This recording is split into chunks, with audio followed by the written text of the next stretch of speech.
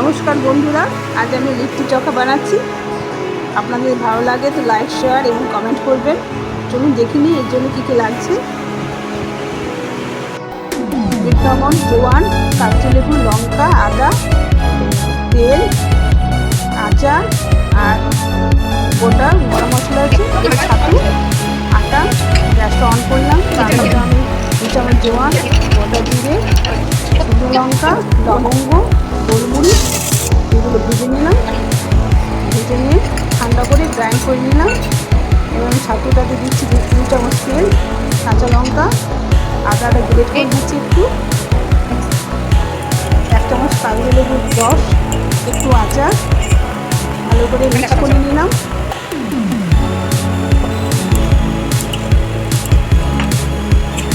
এবারে ভাজা মশলা যেটা দিলাম সেটা 1 চামচ দিয়ে দিলাম, ভালো করে মিক্স করে নিলাম। তো একটু জল দিয়ে ছাতুটা মাখতে হবে, একবারে জল দেবেন না, একটু মেখে একটু ঝুরঝুরে করতে হবে।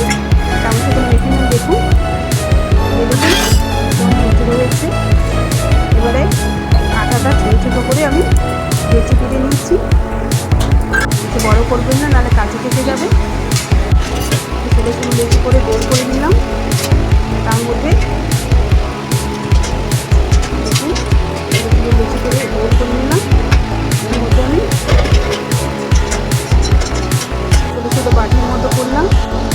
2 চামচ করে আমি ছাতুর পুরটা দিলাম, ভালো করে ধরে এবং মুখটা বন্ধ করে নিই। দেখুন কীভাবে করছি, এটা ভালো করে চাপ করে দিচ্ছি। দেখুন কড়াইটা একদম গরম হয়ে গেছে, দিয়ে দিচ্ছি 2 চামচ দিয়ে দিলাম, ভালো করে চারিদিকে নিচে ছড়িয়ে দিলাম।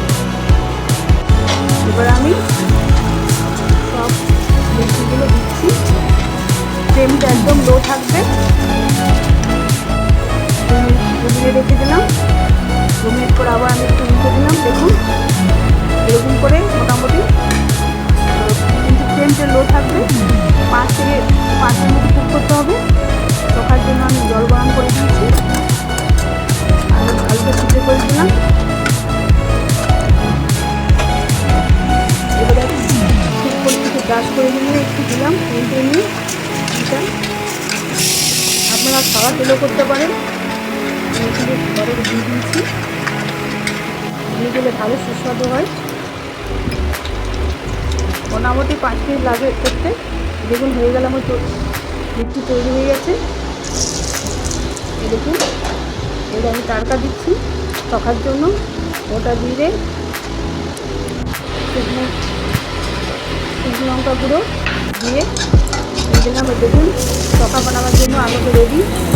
একটু দিলাম বিট লবণ, চাট মশলা, কাঁচা লেবু রস, কাঁচা লঙ্কা, একটু ছোলার ডাল দিলাম। দেখুন চাটনির জন্য ছোলার ডাল দিয়েছি গোটা করে, আর টমেটো, পেঁয়াজ, রসুন, একটু কাশ্মীরি মরিচ কালারের জন্য একটু নুন দিয়ে দিলাম। ঢাকা দিয়ে ঠান্ডা করে পেস্ট করে দিলাম। আমার চাটনি রেডি। তাড়কা দেওয়ার জন্য আমি চাটনি তাড়কা দিচ্ছি। দেখুন 1 চামচ তেল দিতে হবে, তাতে ছোলার ডাল দিলাম,